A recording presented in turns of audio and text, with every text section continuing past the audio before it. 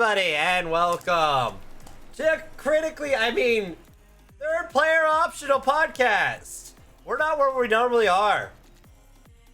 What are you talking about? I'm Soycuff, and you're Dorky Caver. You're Shri Tortuga. Okay. And I'm Dorky J. Okay. Or no, works. It would be different now. He's Caver J now, not Gamer Gate. Caver. So he would be Caver De. No, he'd be Dorky J, and I'm you're Caver Dev. I guess. Yes. Weird. Well, welcome to third player optional. And yeah, it's a fucking mood, Dragon. Yeah, I just critically realized, optional. does this not have chat on here? His version, no. They don't have chat op on Tpop.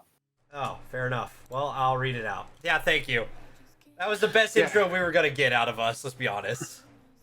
Yeah, right. Fuck, I just realized I'm backwards, too. I mean, we're also just seeing a lot more than I was expecting in general. Like, we get to see your room, we get to see how cluttered your desk is with your Taco Bell. It's nice. Fuck off, bro. I've just got back to my PC, okay? And yeah, I made a little bit of a mess, alright? I'm not blaming you. I do the same thing. That's why my mess is behind the green screen. Actually, hold on. No, you can't see it anymore. Oh. There we go. Yes, you. God, your room's a fucking mess. See, my room's not even that bad of a mess. There's just a lot of clothes over there. Pay no attention, as Dragon says, to the mess behind the curtain. All right, let's actually talk about video games like we're supposed to. What are you playing recently? Recently? Well, I play Minecraft now. Minecraft and Hearthstone mainly. I only play what I play with friends, so. I've been playing some Overwatch. There has been an Overwatch or two. I did do placements in Overwatch with Jay and Soy last week on the stream. So. I'm surprised I'm actually, I'm enjoying it more than I used to. And not to say that I didn't enjoy it before, but it's just, it feels different right now, in my opinion. Because we're not playing with the tryhards yet. Well, not that. I'm more saying, just in general. You know what I mean? Okay. I feel like I'm having more fun than I used to on the game. I guess is the best way to put it. I'm actually enjoying the game for what it is. You know what I'm saying? I mean, yes, I guess. I mean, ultimately, I really enjoyed Overwatch when it first came out. And I just stopped enjoying it as I started to take it more seriously. But as I took it more seriously, the worse and worse it looked like I got in the game. Don't get me wrong, everyone else progressed further. I just stayed the same. And yeah, it just made things real upsetting for me. Remnant, I haven't played it. I've heard that it's kind of like Dark Souls with guns. Which I've heard about another game before. Bloodborne? Yeah. That's by the same studio, so it doesn't count. Yes, it is. Yeah, I'm trying to read stuff like, why was it brought up other than it's a new game that was recently released today? That was why it was brought up. I know. I'm seeing things about PlayStation having problems with their pre-order bonuses, but otherwise, it's weird to say, but that's kind of normal. I honestly didn't know anything about Remnant. Dragon just talking about it because I don't look up trailers of anything apparently, including video games. So yeah, I didn't know this was coming out. Developer Gunfire Games. I don't even know who they are, so shows you how well I should totally be here on the gaming podcast. Okay, relax. Wow, actually, this is totally. This is gonna be a bad jab. I'm sorry, but there was some frame droppage there. It's like, oh wow, this is like old Tpop when Chase Computer would take a dump. Yeah, he has new Tpop. Yeah. New computer. It's awesome. I mean, it is compared to what he used to have. Yeah, having his new computer is inspiring me to maybe spend my money to fix my computer a little more, but we'll see. If I buy any more computer stuff, it's gonna just be building a new PC. Dead honest. No, that's not a bad thing. And it will be, and I'll work on making this into a streaming PC and the other into a gaming PC. Wait. So. So we started on one thing and we got way off topic. We were talking about Overwatch. What did you do? Something's not right. I'm not full screened. The boxes are gonna bother me, but whatever. Oh yeah, just ignore it. Yeah, yeah, Jay does it this way. That way he can pull up articles and stuff. No problem. All right. Yeah, you're not the one who hosts the show, Dev. Don't change anything. He's not on this anymore. I'm the one on this. Yeah, you're on it right now, but he'll be back. I'm talking about on the Streamlabs OBS. He does Streamlabs OBS still. So he's gonna switch off of that for one of them. Okay. Oh, the new Twitch one? He's gonna use OBS for one of his channels and Streamlabs OBS for the other channel. That's what I do, but... Yes. Okay, That's what I did. Okay, whatever. That's what I was trying to say. Mm-hmm. Talking about OBS and Streamlabs OBS, did you know Twitch recently released a beta version of their own streaming service, like provider, like OBS? That's worrisome. Why do you say that? Throttling, potential making it so you can't not use theirs to stream on theirs. That could be a problem, I guess. Technically, here's the link for you, by the way, just so you know. I just found it. Oh yeah, for that. But like, yeah, I was kind of interested at it at first because I thought for once it might actually be an easy way to start streaming. Because I know when I first started streaming, I didn't know you at the time. Like, I mean, I did know you at the time. Obviously, that's silly. It's cool, whatever. But like, I didn't know There's you a were friendship. streaming when I was starting the stream. So I didn't have anyone else to help me get everything set up. And I was like, wait, what the hell is Steam Labs? What the hell is OBS? I can't just go to Twitch and dip something. Well, now that's the thing. You can go to Twitch, download a streaming platform. You could do that before, though. Thing. I mean, I didn't know that. They had all the tools on their thing is the thing. Like, if you go to their website, they have all their stuff that you could use for streaming there. This just makes me worried that Twitch Studio may be their attempt at, hey, use our product or else kind of thing. You really think that they'd limit third-party products like Steam Labs? If it meant more money in some way? But this is free. You're the product. Yes, I get that, but how I'm streaming doesn't change how I am the product. Let's say you use their thing to record videos, right? Mm-hmm. What if somewhere in the fine print of using, and this could be in any of them, but let's say for Twitch, right? In the fine print of it, they have access to those files no matter what. Like, every time you record something, it goes to their little, like, cloud. I mean, that's how it works already, so... Well, not necessarily. I'm saying, like, recording-wise, like, when you hit record and not stream. Mm-hmm. I mean, I haven't looked at the specifics, but I don't think the other ones do it.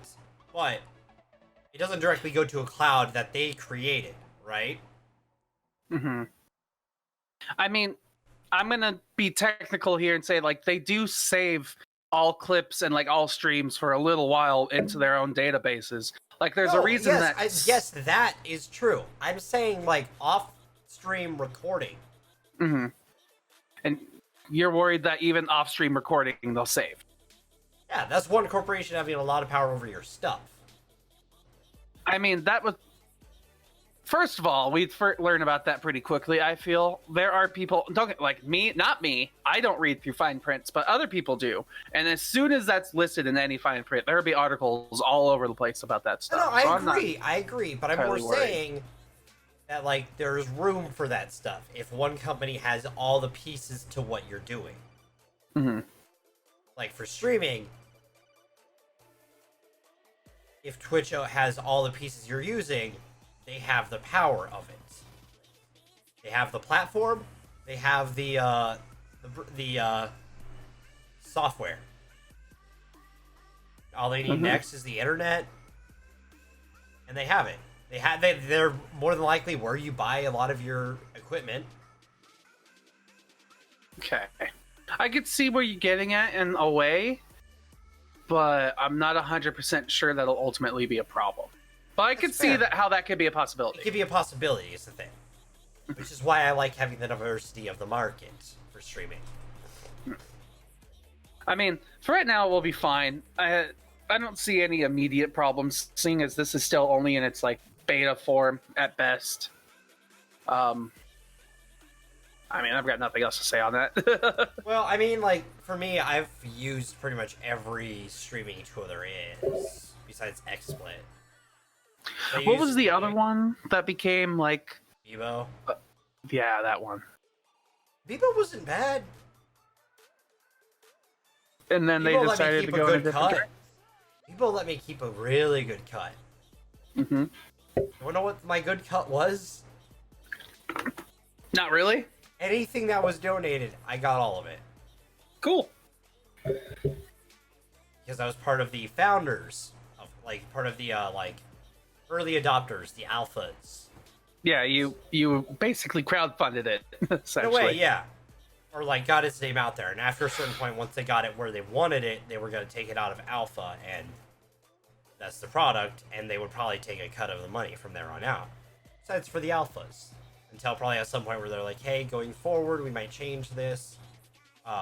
Which I could accept, because at the time, too, it was really nice, because I could have it set, I can have alerts set to any, like, scene set up on there. And it meant that I didn't have to set a 666 alert for my scary thing. All my alerts became scary. Mm-hmm. So who knows? Maybe Twitch will allow you to do that stuff with their launcher. Potentially, and I wouldn't mind that.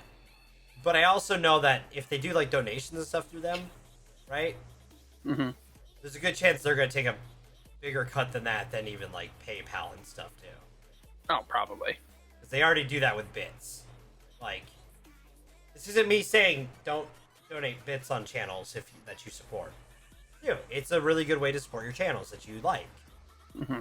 But at the same time, if they do have a direct donation thing, that does usually support them better. And it's quicker and more direct.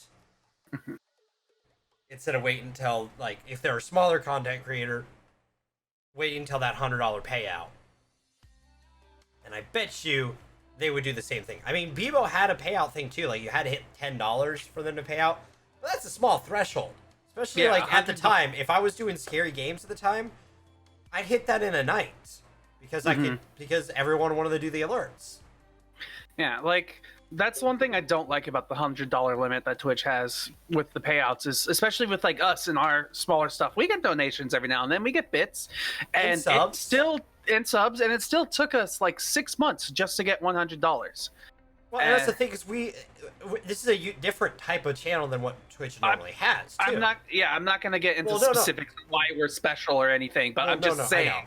I know. I was gonna say, like, it's harder for a channel like ours, like this, to get that $100 threshold in a time. Like, because I hit when I first hit affiliates, when they started doing affiliates, which was really weird. Which, by the way, I didn't get to celebrate it because I didn't have my PC, but I hit my 3 years of streaming. Oh, well, congrats. Or was it 2 years of streaming? And this is 2 years was last year. Was that last year? Started in 16. You look it up yourself. Yeah, no, this third year of streaming. I became an affiliate very shortly after starting streaming, because that's when they started the program. And it took me a few months to hit that 100. You know, I want to say for that first 100, it was 3-4 months. Because, you know, you get that early, huge support.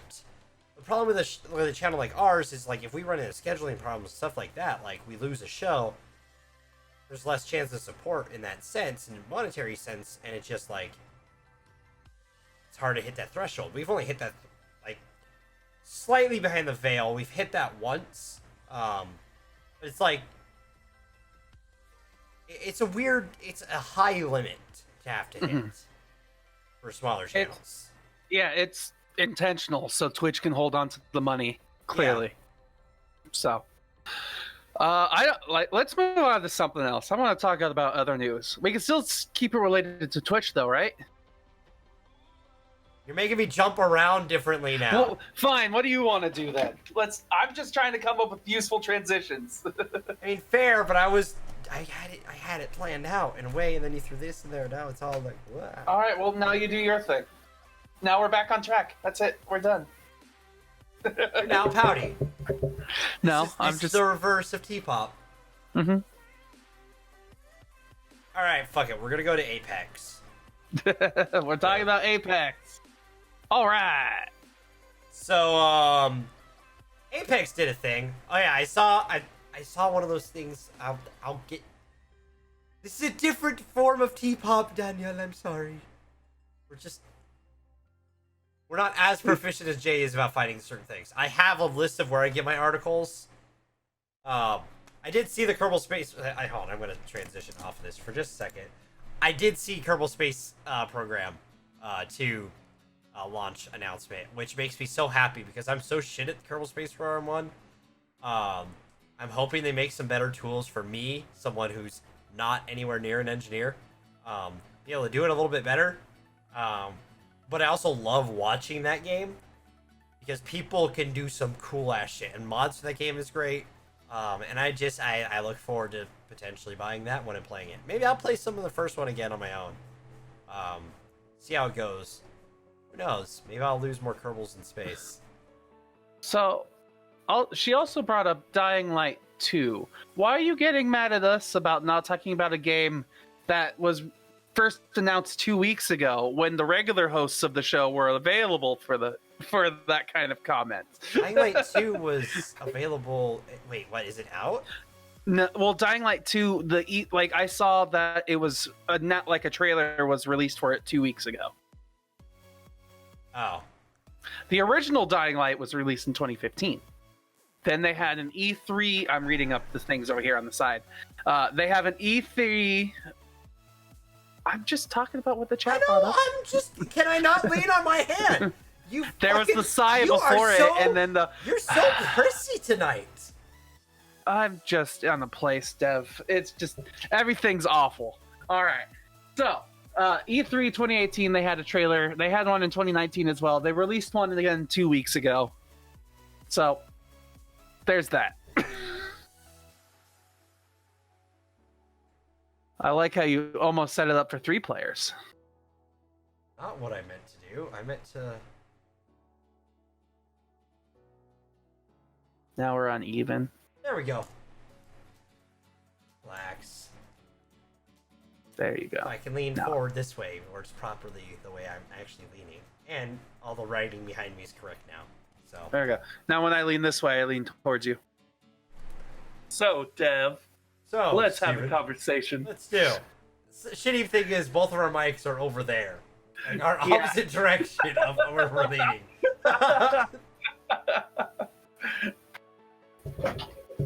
All right, Dev. So tell me. So, my opinion, Kerbal Space Program is probably going to be a blast. I never played Dying Light 1. I think Jay wants to do a playthrough with that at some point, and I might join him for it. So, just because I've never played it, so nice. But I think it's cool that the second one's coming out, and it looks like it's going to be very different, or very cool and different from the first one. So, cool in my opinion.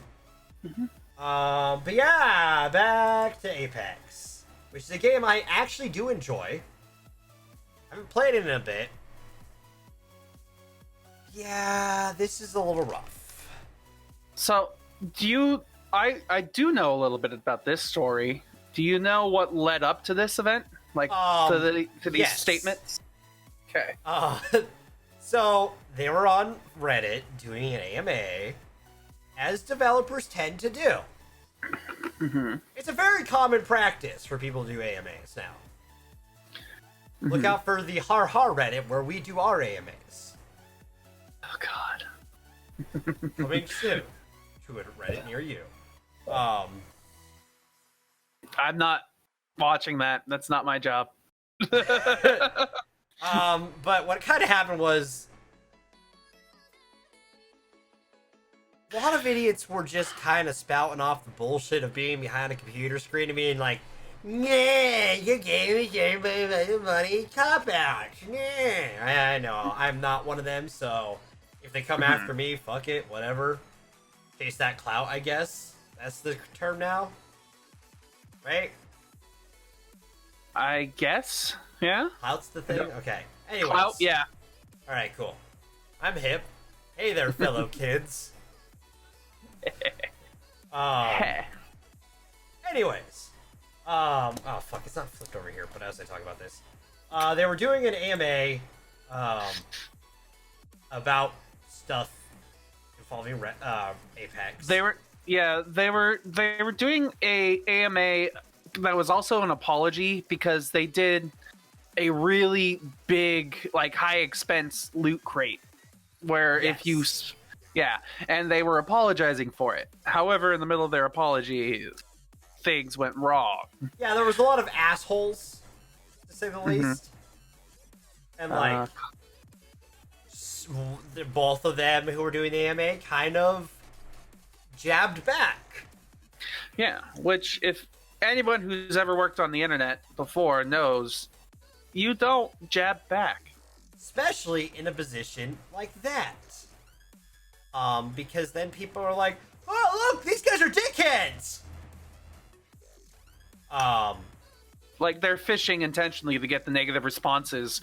That way they could share how the studio is negative and it ruins the perception of what the studio is to the audience. Yes. Yes? And it was something that actually recently just happened with another game thing, and the farming one with Epic, right? yeah. Ooblet. Yeah, because Inside Gaming got a really good report on all that. They actually, I think if I remember correctly, they talked to the developers about it.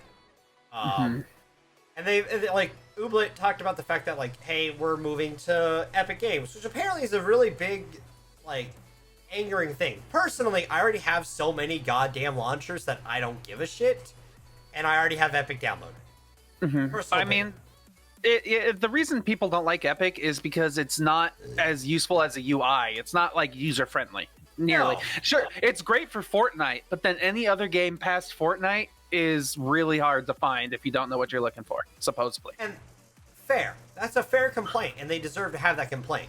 But you also gotta look at it from a goddamn developer standpoint, too.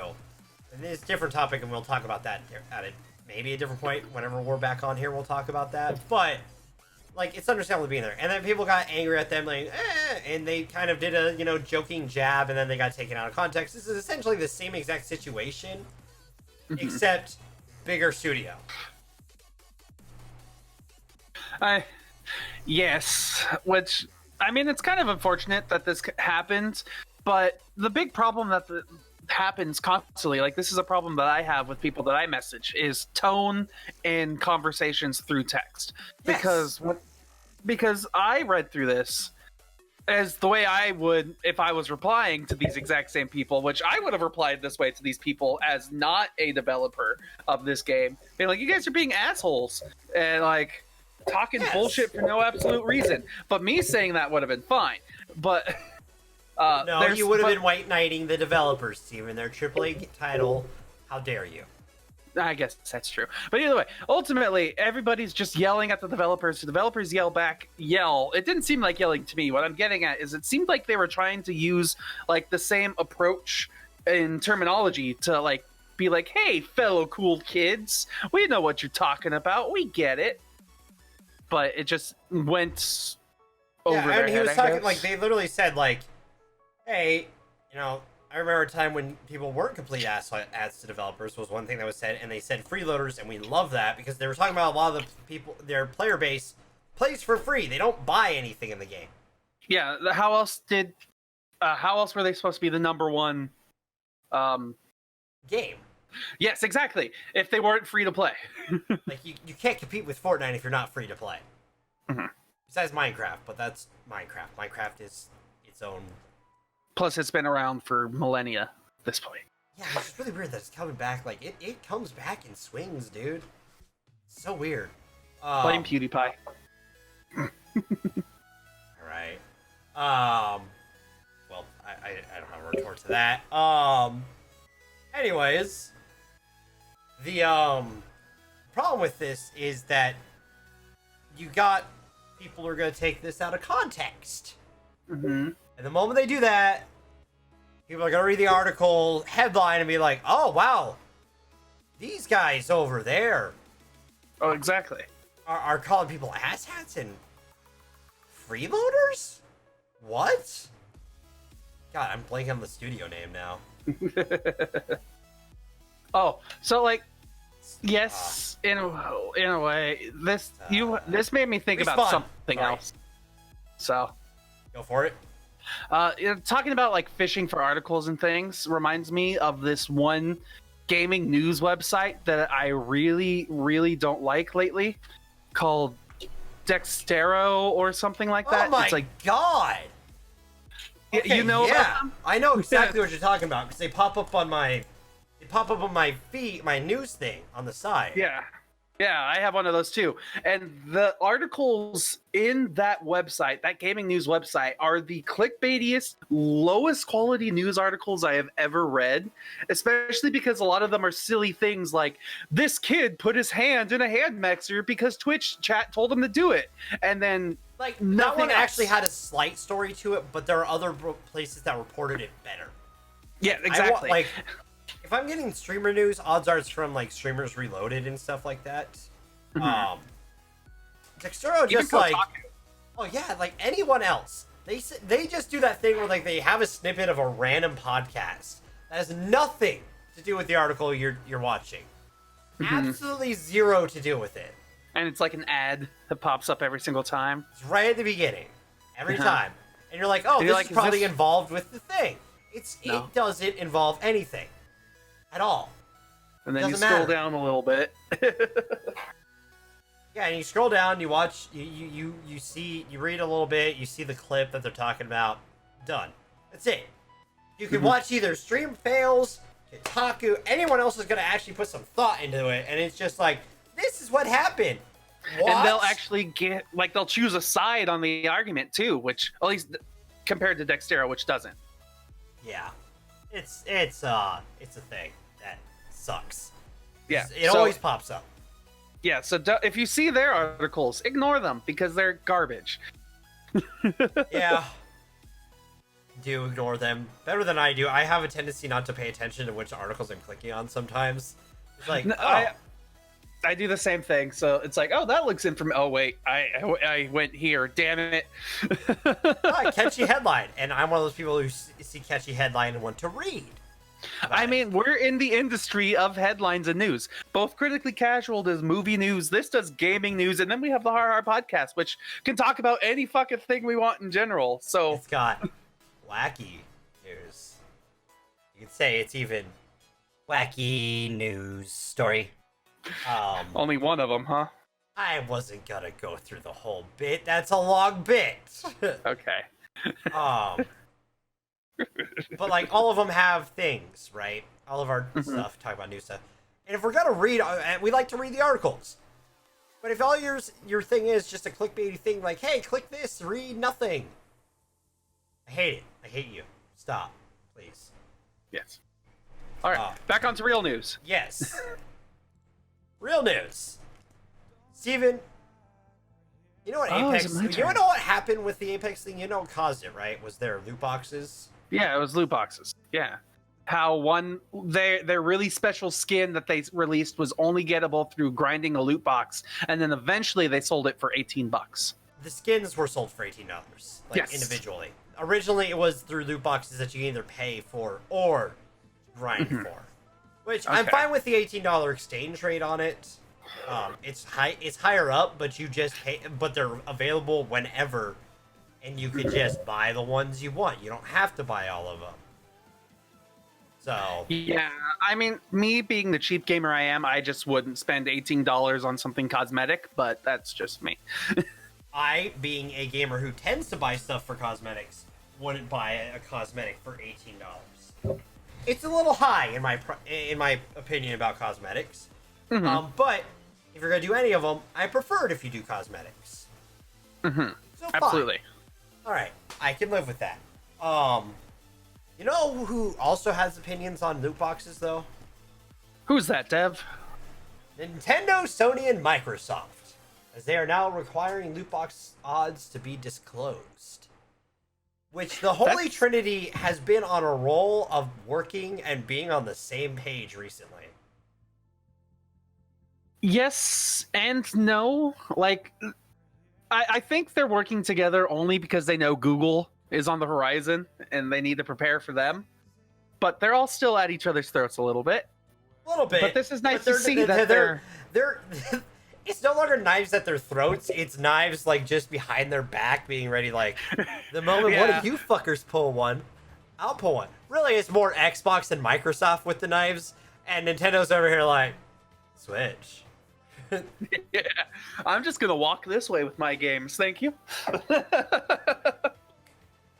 So yeah, I do like this, especially because lately we've had a lot of bad news, especially in like the political world news side of things about gaming and being it gambling or the cause of aggression in children. Which aggression in children, no. Loot boxes and gambling, yes, that's something we should actually worry about. So yes, this is something I'm very thankful for. Like Nintendo, Sony, and Microsoft all saying, "Hey, if you're going to be playing a game on one of our platforms, you have to disclose what the odds of getting these items are," which is really, really cool. Yes, like giving people numbers so that they can It's less being like, I need to buy everything kind of thing. People can make better educated decisions about what they're buying. Two, it also, hopefully, for the love of God, an ESRB, or like that's the Electronics Software Bureau, whatever it is. Rating Bureau. Yeah, whatever it is. Yeah. The ones who do the rating system, please put loot boxes on the back of those things for parents. No offense, but parents are idiots when it comes to games. They're like, in all honesty, and it's not their fault. If they're not playing games, they don't know about games. It's just the way it is. Put the box on the back of your fucking goddamn games. I'm actually kind of surprised that it's still taken this long for some of these things. Like, my favorite game right now has always been Hearthstone. And like Hearthstone has always been open with their odds for their packs, which are essentially loot boxes. You get packs of cards, and those cards are what you make your decks out of. The oldest form of gambling for a kid. Essentially, yes. Opening card packs. Yes, and what I loved about Hearthstone's versions of these like loot box card packs is they tell you the statistics behind them, which is if it's a brand new set, something that you've never opened any cards for, you'll get a legendary card in your first 10 packs. And then every 40 packs after that, you're averaging one legendary per pack, or every 40 packs. So they gave those statistics long ago, and other companies, including Overwatch, which is a part of Blizzard, same as Hearthstone, is taking this long to decide that, you know, we'll put our odds. So, well, and there's a lot of gaming companies that are kind of on board with it. Like, surprisingly, how many like who are in on the details saying about loot boxes, like. On this list alone, you had Activision Blizzard, Bandai Namco, Bethesda, Bungie, Electronic Arts, Microsoft, Nintendo, Sony, Take-Two, Ubisoft, Warner Brothers, and Wizards of the Coast. Damn. Those are some big-ass names in the gaming industry. They are some big-ass. Not all the big-ass names. There's some other ones that aren't there that are noticeably not there. Who was it? I remember seeing it. It's one that Epic or like 343 or like that would CD be under Microsoft. I'm just kidding. Yeah. I'm just throwing out production company names. Fair. Like Capcom's not on the list. Okay, yeah. Which, EA. Right here. Are they? Oh, okay. I see them now.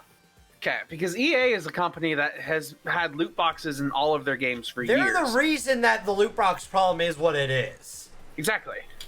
I'm not going to point that blame towards anyone else. Besides the mobile industry.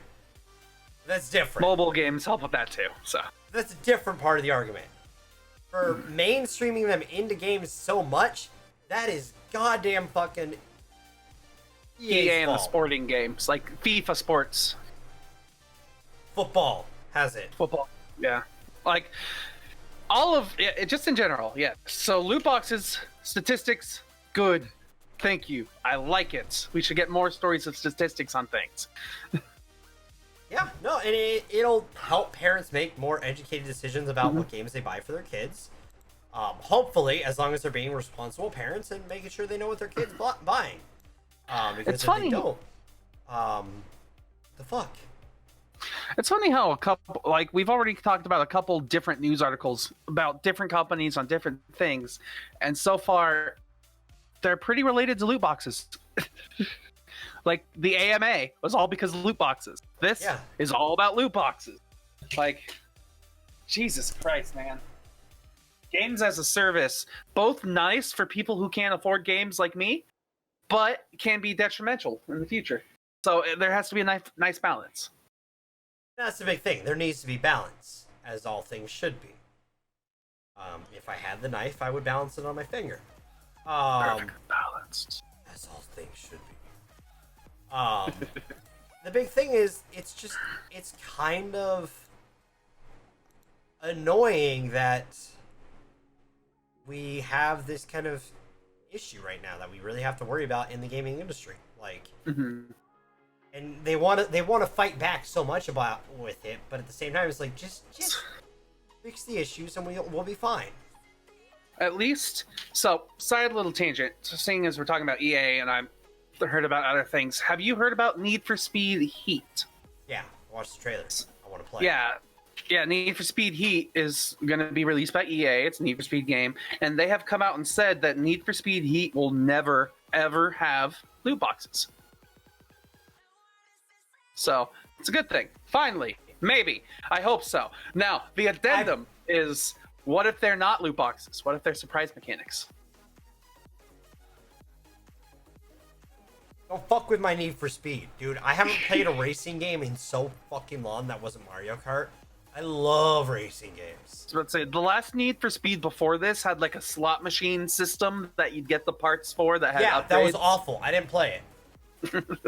I heard about it and I was like, alright, gotta skip that Need for Speed.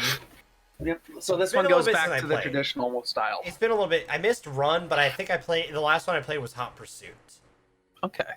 Which didn't have a lot of customization ways of doing the game with your cars. You weren't able to like go all out with your customization, at least in the version I played. I don't know if it was during the gen launch of this gen, but and you know how sometimes like the older version doesn't do as much as the newer version. But I still enjoyed it because it's Need for Speed and racing really fast cars like a McLaren F1 down the beaches of California while being chased by cops. It's fucking cool. A little bit. Look at McLaren? Dude. I don't know cars either, Dev. Hold on. You're just saying names. Hold on. I don't know anything about anything. Maybe movies.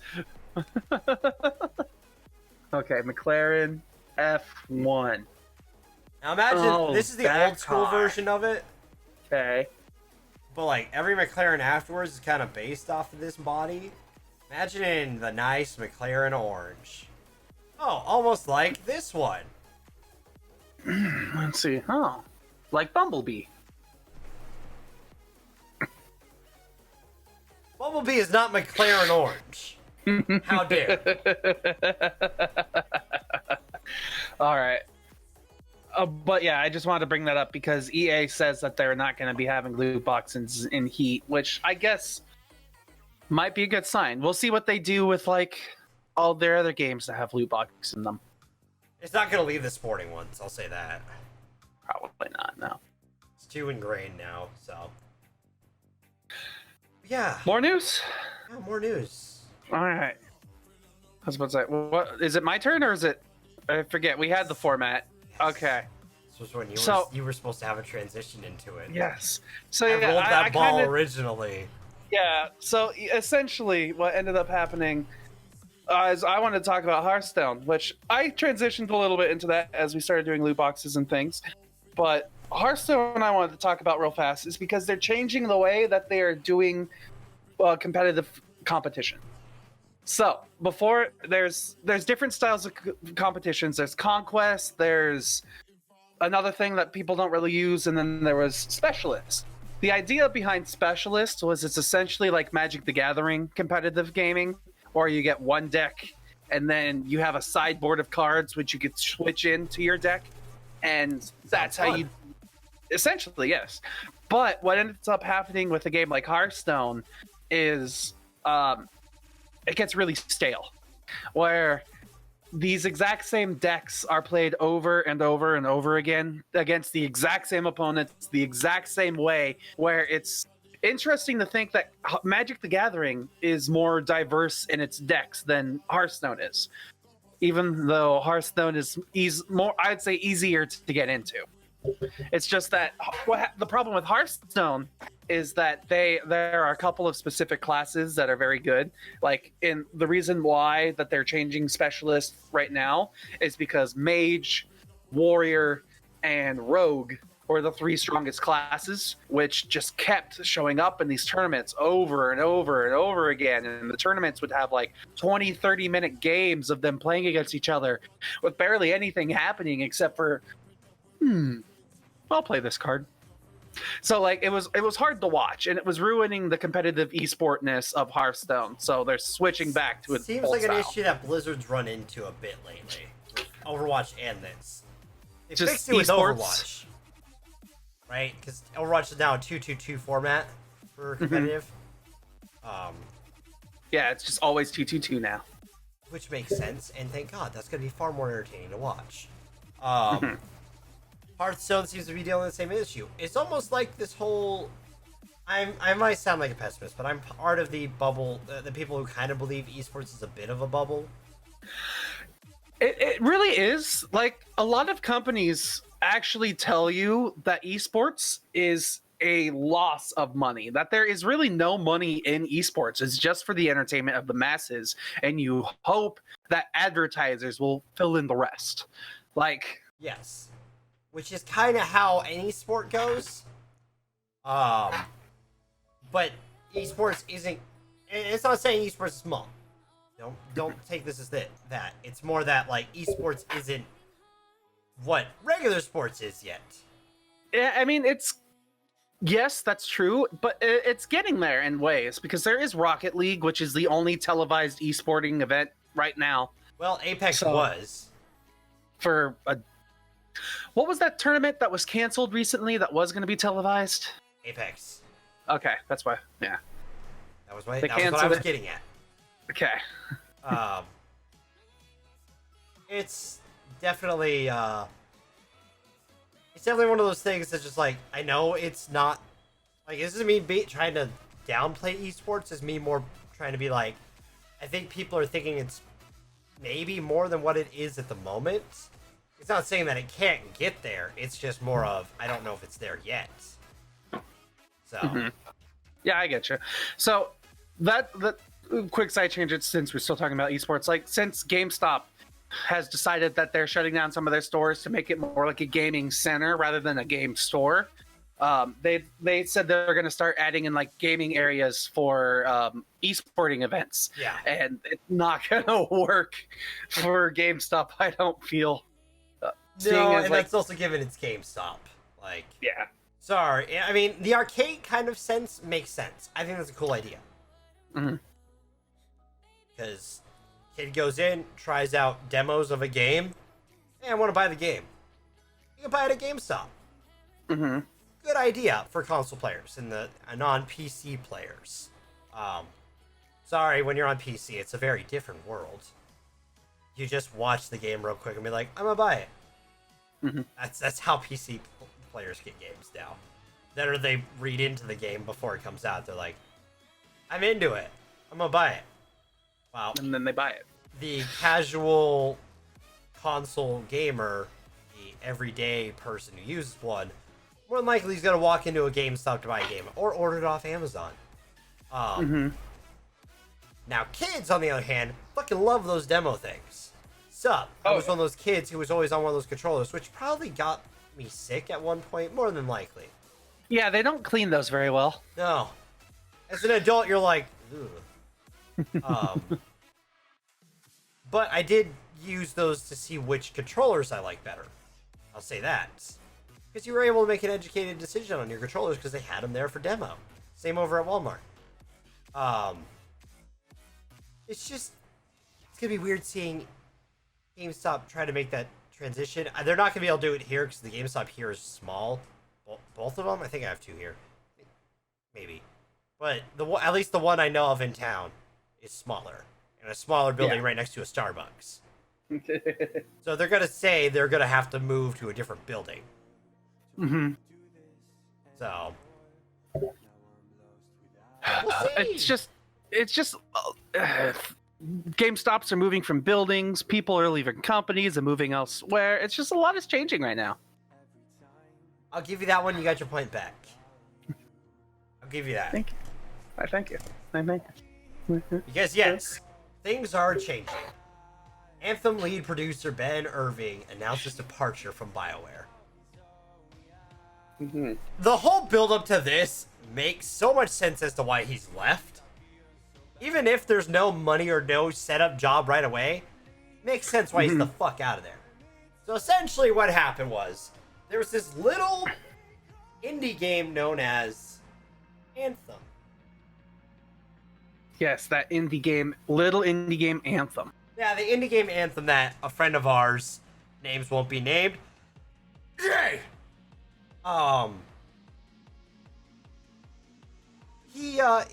People started trying to play that game. So we a different topic for a different time. We will talk about that on we'll talk about it on Sunday. Friday, Monday. That one. Here we go.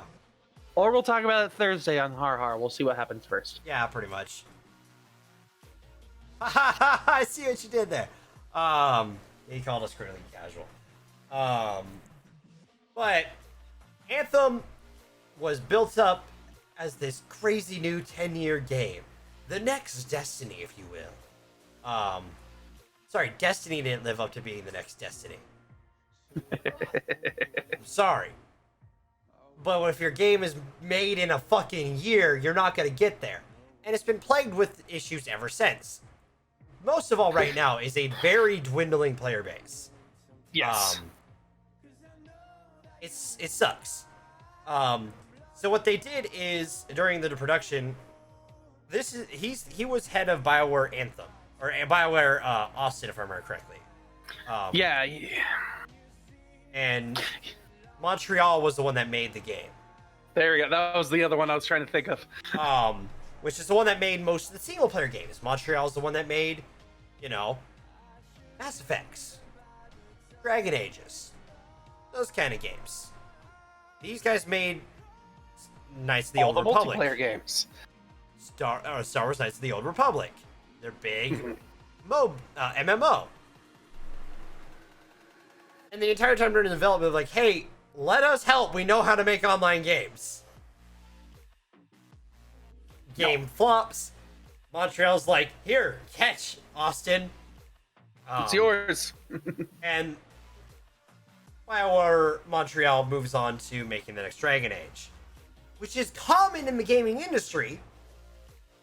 But what's not common is having such a turd of a game shot over to a different one and being like, here, have fun, fix. Bye. We may make a new good game in the next 20 years before we're shut down by EA. And Brian Irving was very much on the don't worry, we'll get to that. We'll get there. But he was thrown into a position as being put up as the lead developer of Anthem at that point. Which, no offense to Anthem, with all the offense meant, no one wants to be the head developer of Anthem right now. Mm-hmm. Especially given no one's playing Anthem. Mm-hmm. The fact that there are old, like, your game is supposed to be it's supposed to be popular, right? Like, Yes. Ultimately, if you release the game, the hopes is that it's popular and that people are playing it. yeah, especially if it's a games as a service game, right? Absolutely. And I mean, it's the one it's probably best competitive with, right? Would be Destiny, which currently on Twitch is at 8.4k viewers. Okay. That's pretty good, right? That's pretty good, I'd say, yeah. Yeah. Probably like the third or fourth most viewed thing on Twitch right now. No, it's down the list a bit. Okay. It's behind PUBG, but PUBG's on kind of an upswing anyways right now, so. Thanks to Dr. Disrespect, I think, but yeah. And other stuff, I think, because people are tired of mechs. Don't put mechs in your games unless your game is a mech game. Yeah, I'm just gonna keep scrolling. I'm scrolling. Red Dead Redemption 2 is higher than it. Scrolling.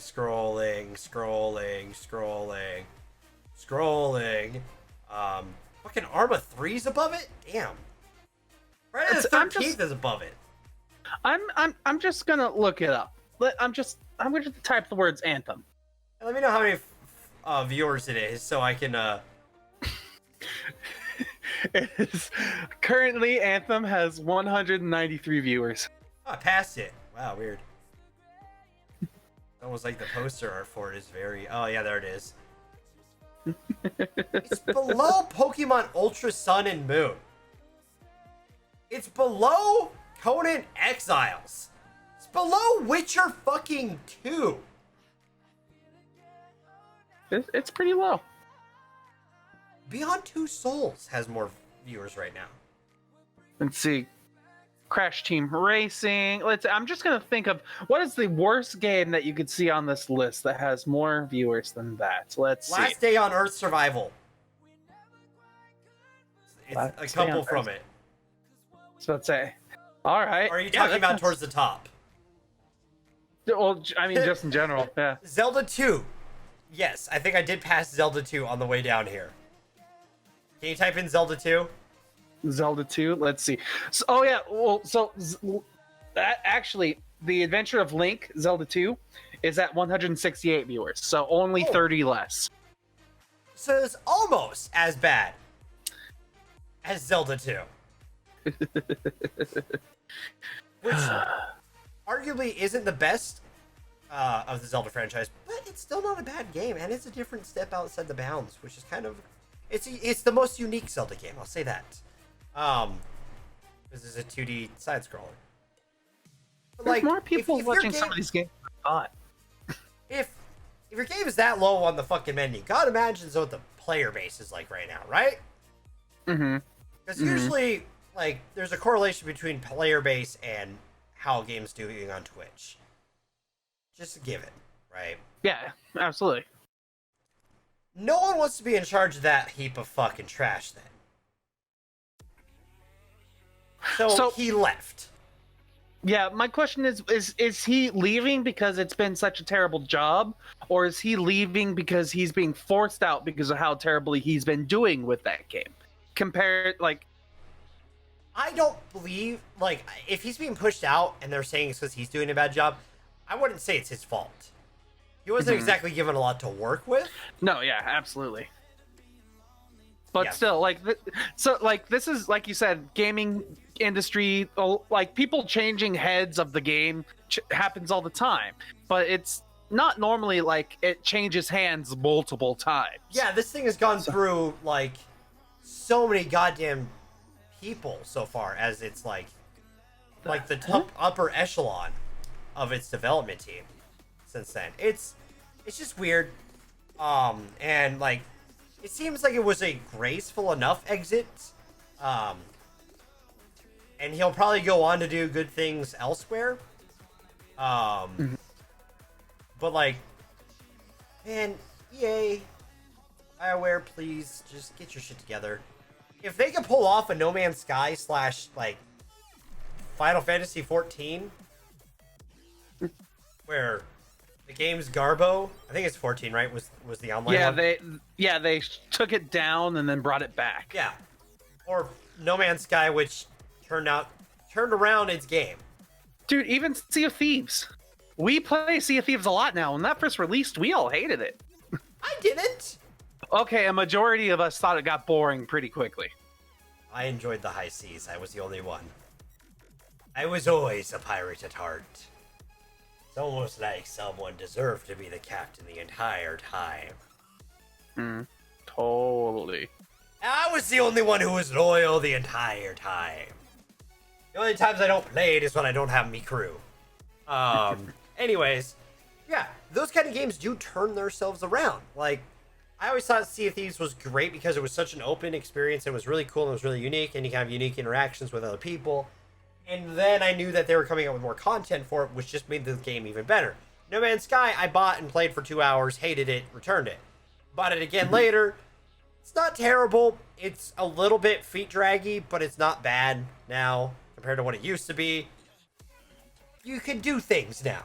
And especially after the new stuff. It looks cool that, like, you're going to have, like, full-on servers and stuff like that.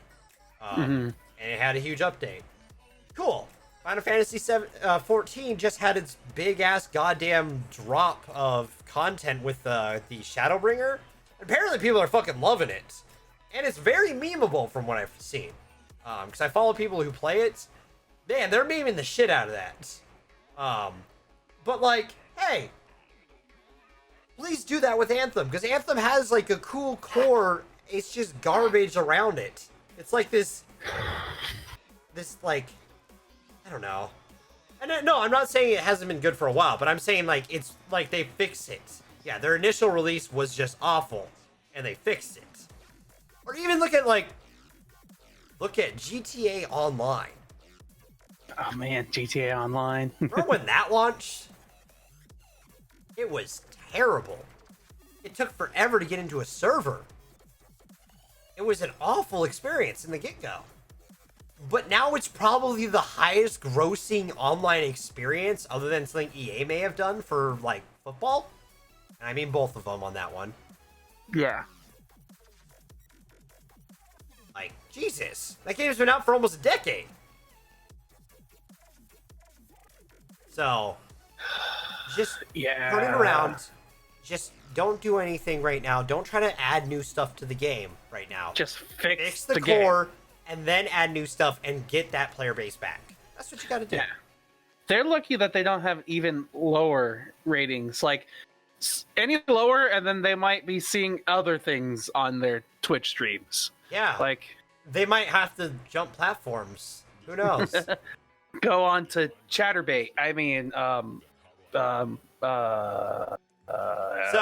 isn't the main part of it. This is just our side article for, like, kind of to explain the situation. Recently, I'll switch off this. Recently on Twitch, the biggest streamer left. Arguably the biggest streamer on Twitch. In the sense that he was the most well-known. I was about to say, I would say more than just arguably. And most followed channel on Twitch. He's left.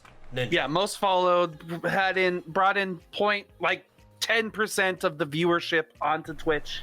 Yeah. Well, 1%. And we're not talking subs. We're not talking subs. We're talking follower base and, like, outside Twitch recognition. People know who Ninja is. I don't see in my workplace any other streamers' merch. Mm-hmm. I see his merch. He's left the platform. Twitch started doing stuff with his channel. They took his check mark. They did the same thing with H3H3, by the way. Where they took the check mark. Yes. And H3H3 has talked about this since this happened, like Ninja's check mark being taken. Well, I'll get to this. All right. There's something else to it. Because H3H3 left the platform to go back to YouTube because they weren't able to make a good deal with Twitch, right? They went back to YouTube doing what they normally do, which is fine. But they took that check mark, right? Mm-hmm. So when they went to get their payment back, and there was a long months period of time where they're trying to get their payment through Twitch back. You know what Twitch said to do? Try to get reapply for partner. Okay. They took the partnership away. They couldn't give them their money. Reapply as partner so we can give you your money. Ethan, on the other hand, was like, fuck you, pay me my money. I'm not reapplying for partner. You did this to yourself. Okay. Which is fair to say, given that if they didn't just take your partner away, it's not understandable given that before they went to Twitch for a long period of time from YouTube, they had been partnered for a very long time. They didn't stream that often on there. They would occasionally stream on there. And for all they knew, they were going to continue to occasionally stream on Twitch. And they took H3H3's checkmark away and was like, "Oh, hey, we need to give your checkmark back and you reapply so we can give you your money." That's stupid. That is a stupid system, though. Yes, agreed.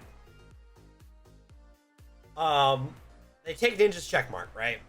Mm-hmm. And why he left doesn't matter, in my opinion. People are going to leave.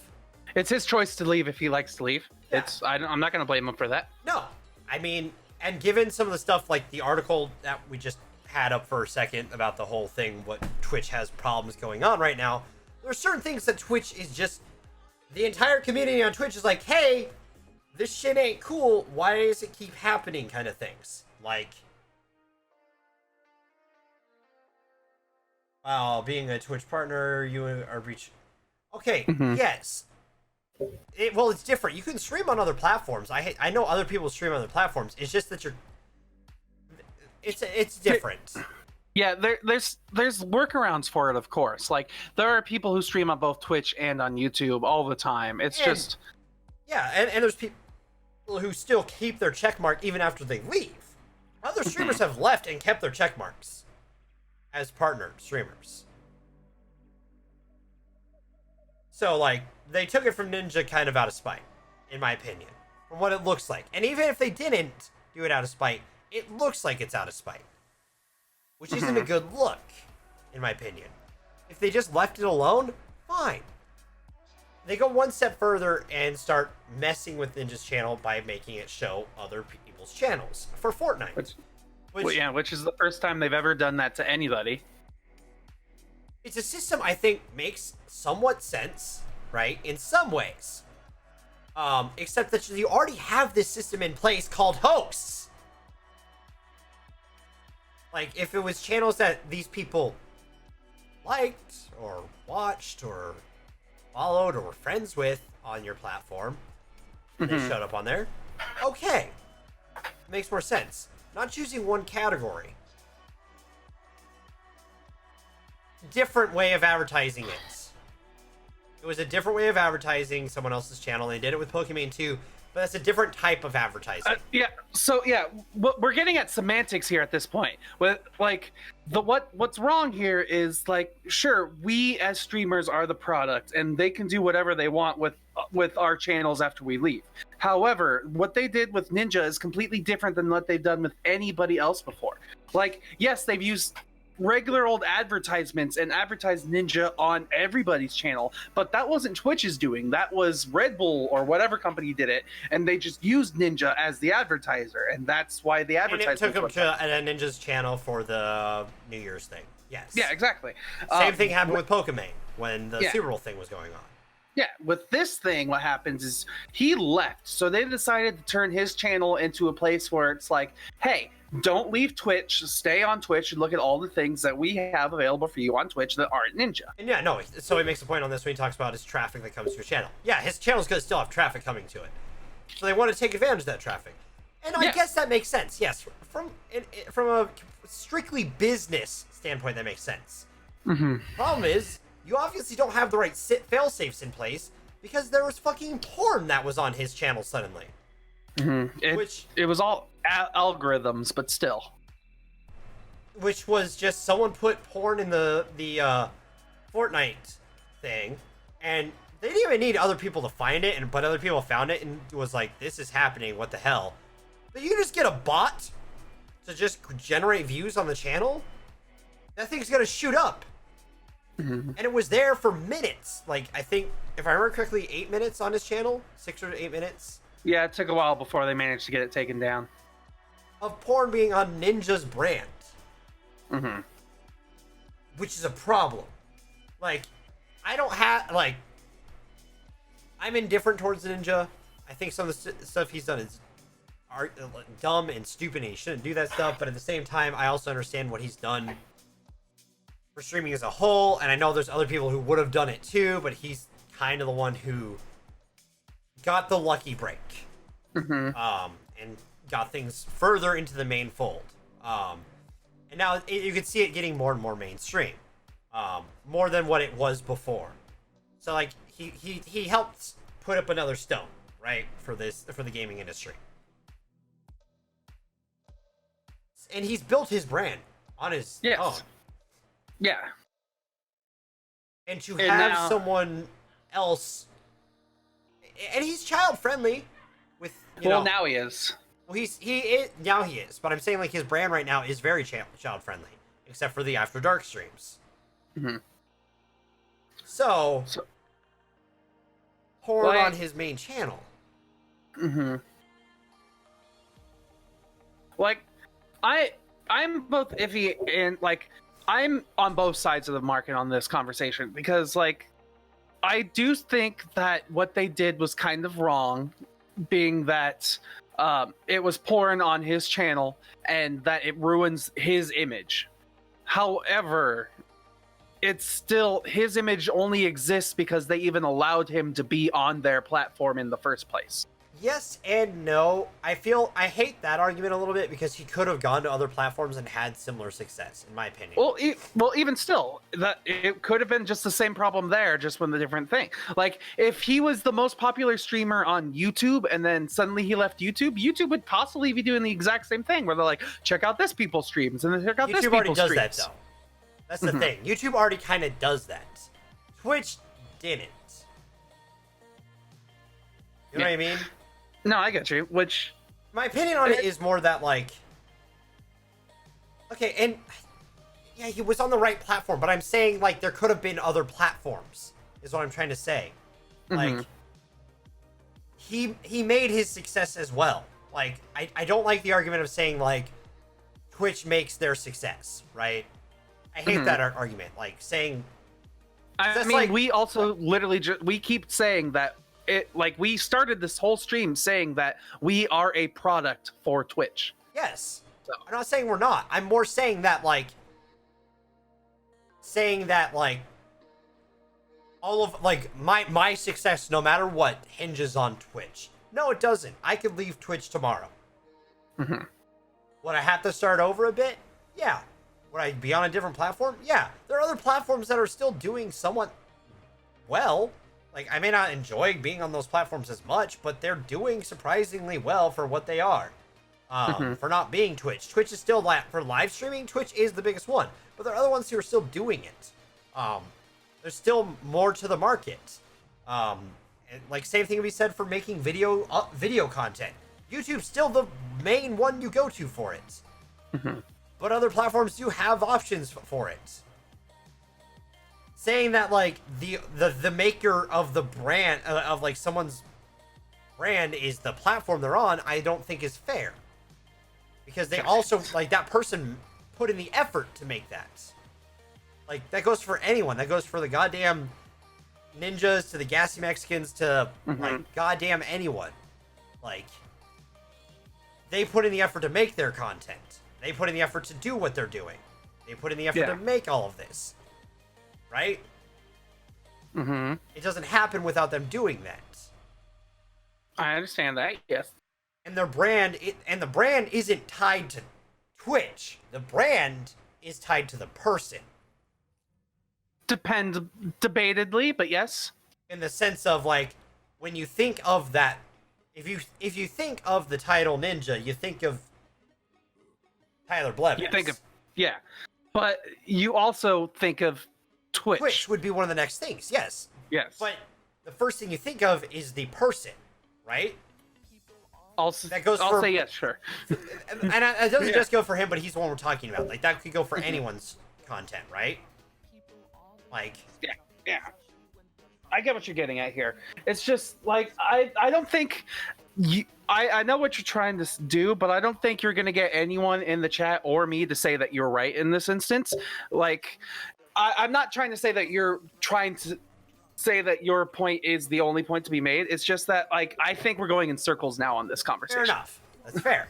Well, what I'm trying to say is there's a problem on Twitch recently. Yes. Lord has been all over Twitch. There was an entire thing about the fact that Artifact, that joke of a game that Valve made, was a porn category on Twitch. It's changed now, but it used to be Artifact. I don't know what it is now, but... It varies. Yeah, but every day. The problem is, this has been going on, and it shouldn't be so easy as to blatantly post that stuff on there. Yeah, I mean, at least with the thing with, like, Ninja, I at least kind of like what happened with him. It's kind of funny because the way that it got onto his channel was because enough people started watching it that the algorithm decided, hey, let's put this on a high traffic area. And that's funny to me that enough people watched it. Go ahead. It was because they put it in the Fortnite category. Well, even still, enough people watched it to bring the numbers high enough to put it onto his page. Yes, plus the fact that someone could also just bot it. They could easily have just put bots on it and been like, hey, bots, watch. I still find it hilarious that people went through all that effort just to try and get porn on the Ninja's page. So it's to prove a point. They proved a point. Sure, I'll give them that. But and in my opinion, it doesn't look good for them during this divorce. It definitely adds more, like, in the grand scheme, it adds more karma points for Ninja over Twitch. Especially given some of the stuff that's been going on with Twitch. Like, some of the rules that they tend to enforce but don't always enforce. Stuff that's been going on. And just the way they handle certain situations. And, like, there are certain cracks in the fabric. That just... This does add to that. You know what I mean? So, I don't know. It's just... It makes it understandable why certain people are switching platforms now. Or have before. Part of me also wonders, like, we talked about how Twitch is possibly doing their own launcher and how you fear that the recording can go into some cloud. And, like, Twitch, we talk about how Twitch is ultimately the owner of the content and we're just the products. But, like, I'm surprised that even Soy being here, like, people like Soy haven't even moved over to other platforms, because I'm using Soy specifically as an example because they've used Soy's content on commercials for Twitch without asking Soy. But hey, I mean, people can do whatever they want with his content or his channel because it's Twitch. So fair. But at the same time, it's Twitch, and there's a certain sense of what it should be because of what it's been before. And a lot of it's definitely been the change Amazon buying them has made to Twitch. Has definitely changed the platform a bit. Well, yeah, it's covered under fair use, but at the same time, how well has that been enforced on other platforms? It's not being enforced at all on YouTube, so they're working on it. Well, apparently, yeah, they just added something, and they're suing someone for taking advantage of fair use stuff. So, like those companies that, yeah. Well, either way, so I honestly don't want to talk about Twitch and Ninja anymore. Can we talk about other gaming news? I got one thing left. One thing left. I thought there was two things. Well, I guess it's technically one thing. Well, it's three things. I put three there. But One, two. I didn't. Oh, two of these are the same code. no, they're not. They have the same. They have the same image, but different things. I see So- now. Who wants to talk about G2A? Quick question, Dev. Do you know what G2A stands for? No, garbage to artists. You're not entirely wrong. It's games to auction. Ah, fair enough. I was closer than I expected. Yeah, you did pretty decently there. I got a third of it. That's awesome. Yeah, but there's more G2A stuff from last week. All right, that's the thing. Hit me. So we'll start out with the main part. We'll cover some like ground that's probably been covered already on here. You know, G2A talked about the code block, the key blocker thing, right? They're like, hey, we can do the key blocking stuff, all that fun stuff about, if you guys sign up for this list and we get all your names and then we advertise your names on there kind of thing. Oops. And no one signed up for it. You want to know how many people signed up for their stupid thing? 19. Oh, wait, 19. Yeah, sorry. I started with the wrong article somehow. Whoops, Yes. wrong order. My bad. Because it was the same image. No, because I had them in the wrong order when I clicked on it. So 19 developers have signed up for it, right? And like, yeah, okay, cool. They're not. Yeah, they published the list of all 19 people who've signed up for it, right? Yes. So, in my opinion, that's a little, because you're putting them in a spotlight, and if someone who uses G2A happens to be like, mischievous about using G2A, totally would never happen. G2A is a totally responsible, real, great marketplace, right? There's totally nothing shady probably happening behind closed doors. So no shady people would be using it. Mm-hmm. But if there was someone shady using it who was upset at these developers for doing this, they now have access to that information. Don't get me wrong.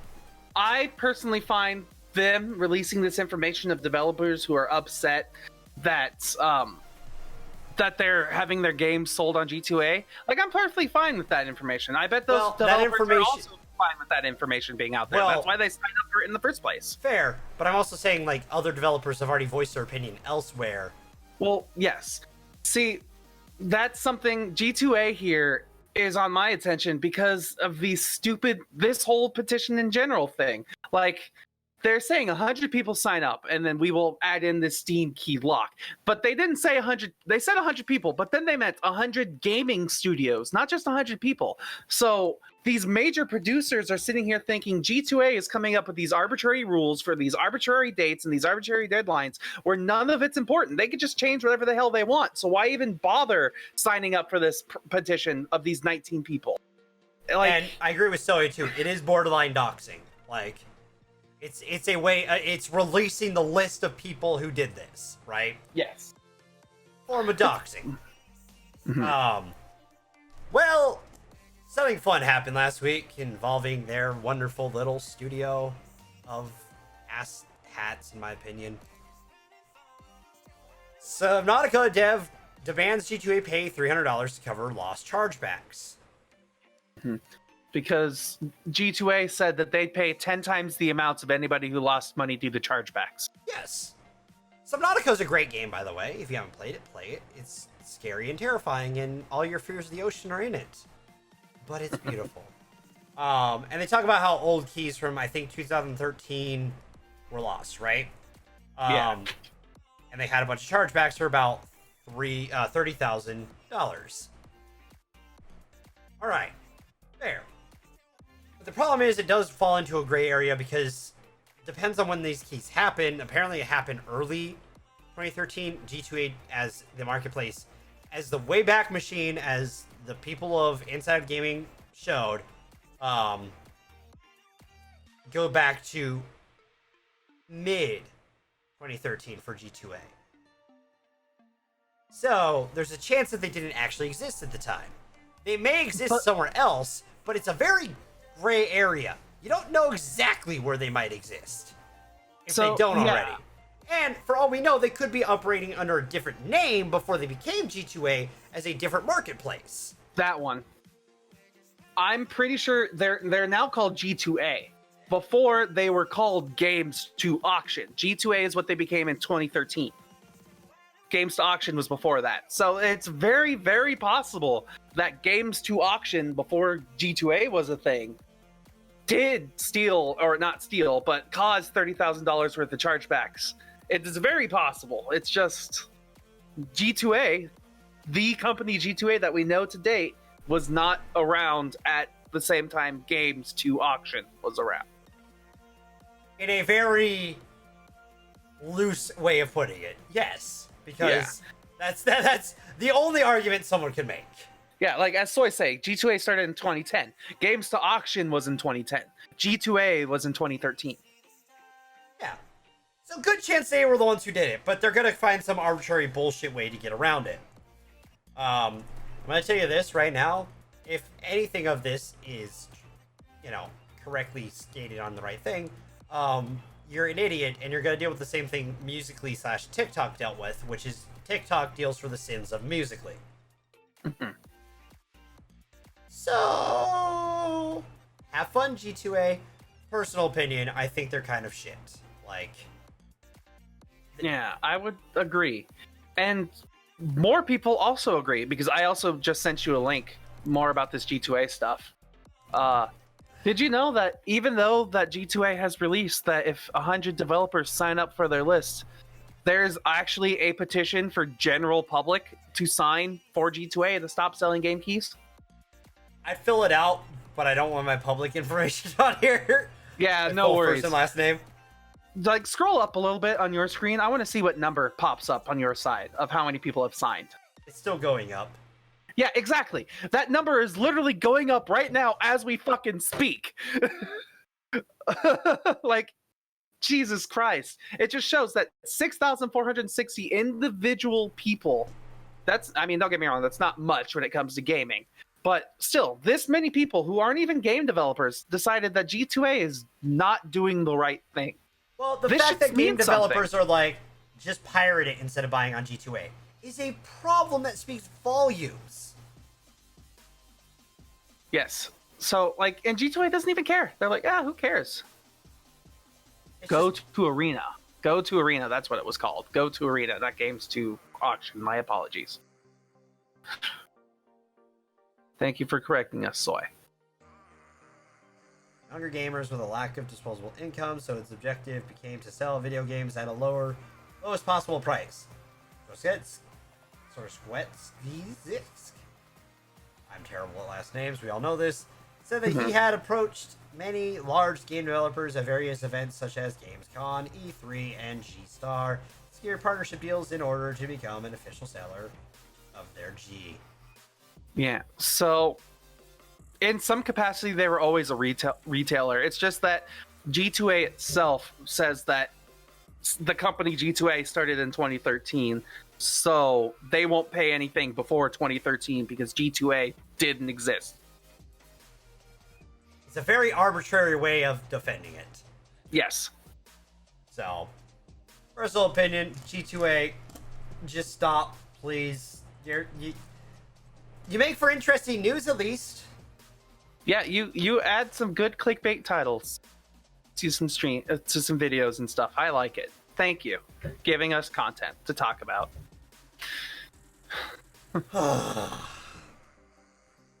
Yeah, I agree with Zoe. Suck your donkey dong. Fucking G2A. So, is there any other? We did better than I thought we were going to today. I'll be honest. We did as well as I expected. Trust me. Okay. Well, there is a little bit. Today's episode of Inside. One thing that I saw this before also, but to their affiliate program. That's something I didn't know they had. Good to know, Stoy.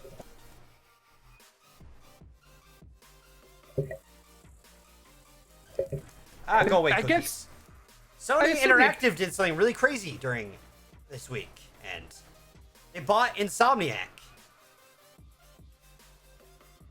You know why that's important? Do you know what game they made? Spider-Man? I mean, Spider-Man and Ratchet and Clank, two very popular Sony titles. Mm-hmm. They own Insomniac now, which is fucking awesome. Give me a new Ratchet and Clank. Not that shit that I played a couple years back, which is the worst Ratchet and Clank game, which surprisingly still is a decent game. But you're also the worst of like a beloved franchise. But give me a good Ratchet and Clank game. Give me a good Spider-Man sequel. Let's go. Interesting. And it pretty much in preparation of, hey, Gen PS5 here. With Insomniac Games, Naughty Dog, Sucker I'm just Punch. looking at, like, there's a lot of games that Insomniac did well that are awesome. Like, Sunset Overdrive. Sunset Overdrive was cool. It didn't have the right shit out of that game. It didn't have a, great following. No, it's very much a cult classic game. Yes. And I love Sunset Overdrive. Like, people don't love me, but if you like listening to what I like, play Sunset Overdrive. Yeah. Sunset Overdrive, Psychonauts, like... They've got Spyros, they've got all of this stuff in it, man. Yeah, dude. Fuse, whatever the hell that is. Stormland coming out next year, or this year. What game are you referring to, Zoe? I wonder if we said it as he typed it. I mean, there's Spider-Man, there's Ratchet and Clank, there's Edge of Nowhere, there's The Unspoken, there's Resistance, there's Fuse, there's Spyro, there's more Spyro. Ratchet. He was talking about Spyro. Okay. Yeah. I mean, I'm down. Sony, good play. Good play. Well done. Setting yourself up for the next gen. I mean, yes and no. Aren't you a little...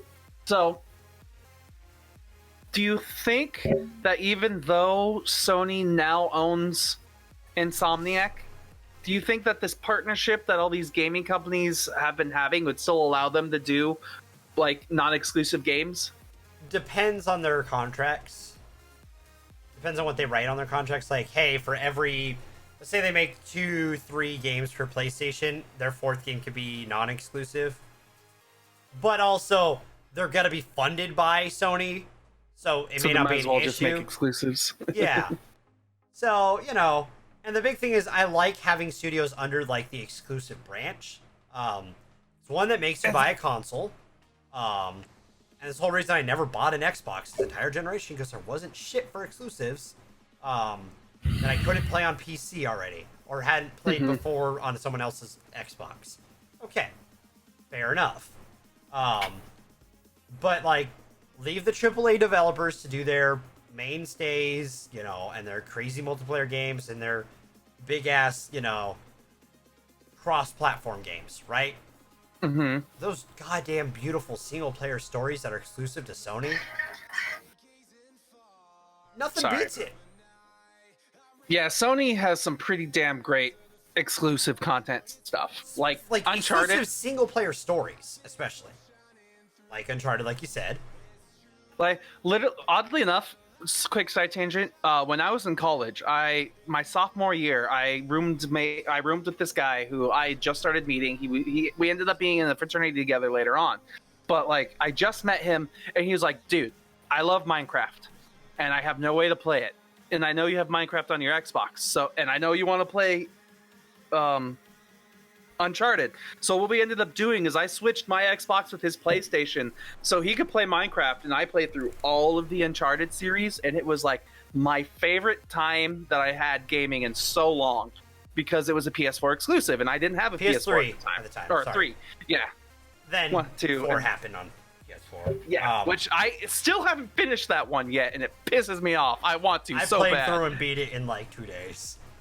I dedicated. I am about a third of the way through, and then I left for an internship and never played it after the internship. Go back and finish it sometime, dude. You're doing yourself a disservice. It's great. Somebody buy it. But like, you also have your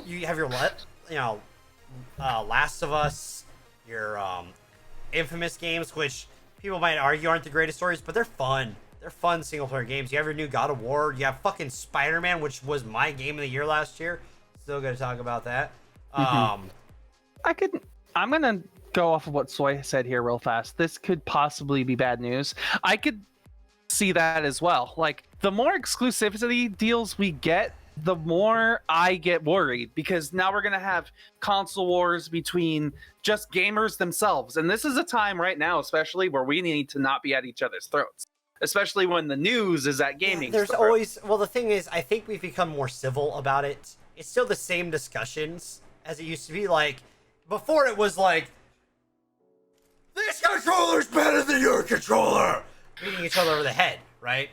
Or like, this console's better, kind of thing, beating each other. Now it's like, see, I like the fit of this controller better because it works better with the thumbsticks towards the center, and I do like the touchpad interactions that they do implement into the games that come out with it. While Xbox Game was like, well, for me, the Xbox controller is what I'm used to. It hasn't changed much over time, besides getting more sleek and more streamlined, which both fair arguments. And same for like UI systems. Like, I prefer the PlayStation UI because I think it's more streamlined and easier to use as a gamer. But I also understand why people like the Xbox One interface, because it's good for a home entertainment system. Not a good console, and I will keep reiterating that. But we've always, I think the console war tension has shifted to a different kind of tension. It's no longer like, at each other's throats, my console's better than you. It's a educated conversation as we become older. And the gaming industry evolves, much like studios, you know, for movies. You could argue that, like, man, Paramount hasn't made a lot of great films because of all those Michael Bay films. But at the same time, they do make good films. I can't name off the top of my head a Paramount good film, but of recent years, but I've also haven't paid attention to all the studios every time we go to the theater. And we've watched fucking probably close to 300 films right now for that podcast. So, tough to remember which ones were Paramount that amount that we reviewed. Yeah. But you know, it's similar arguments that'll evolve. You know what I mean? Yeah, I get you. So, as long as honestly, as long as we still all work together as a big gaming community, I don't care. Well, I mean, PlayStation and Xbox are working on xCloud together, so it's xCloud and streaming stuff to compete with Google when they do Stadia. Which, the fact that Stadia is claiming that they're going to be able to do Cyberpunk 2099, if they could actually do that game, streaming with minimum lag, so where it's not noticeable kind of thing, and stuff like that, that will be fucking impressive.